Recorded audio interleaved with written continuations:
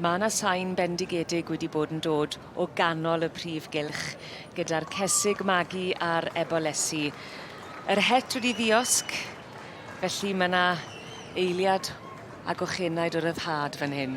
Oes, Bradley Mare yn edrych yn falch iawn fyna bod yr het wedi diosg o'r diwedd, gyda Brynithon Cleopatra fyna ar y brig, gan Thorny Side the Jackpot allan o Penlan Grug Dyfina.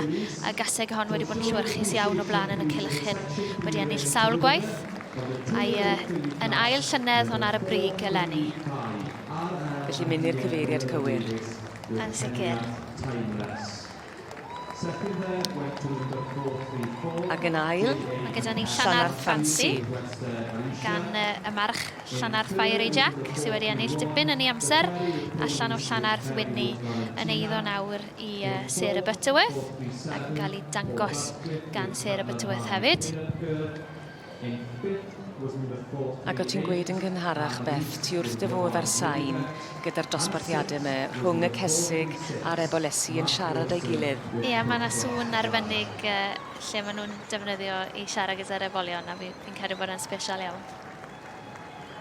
Sain y sioe i ti? Ie, fi'n credu. Wrth bod nhw'n dod lawr dros y bont at y prif gylch a wrth bod nhw'n yr Caseg a'r Ebolesi na'n hoff sain fi'n credu. Yn rhywbeth cynnes iawn amdano fe. Oes.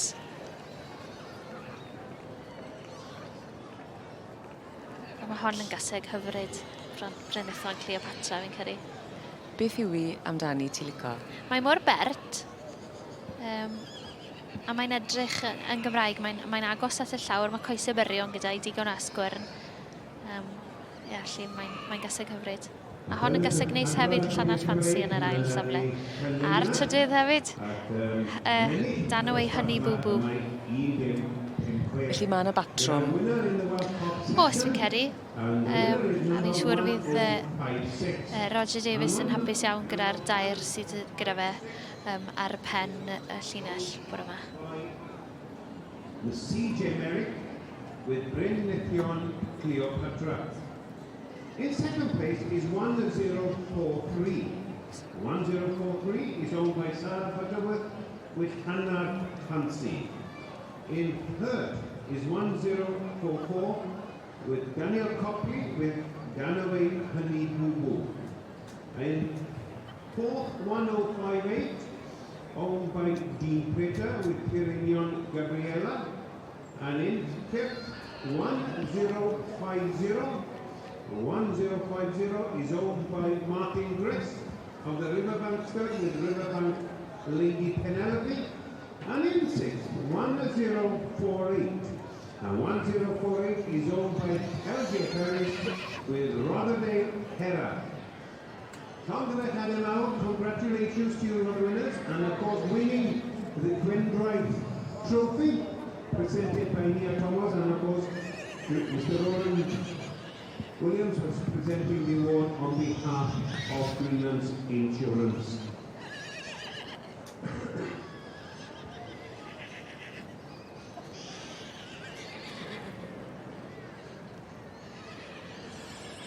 And results for you in class 20.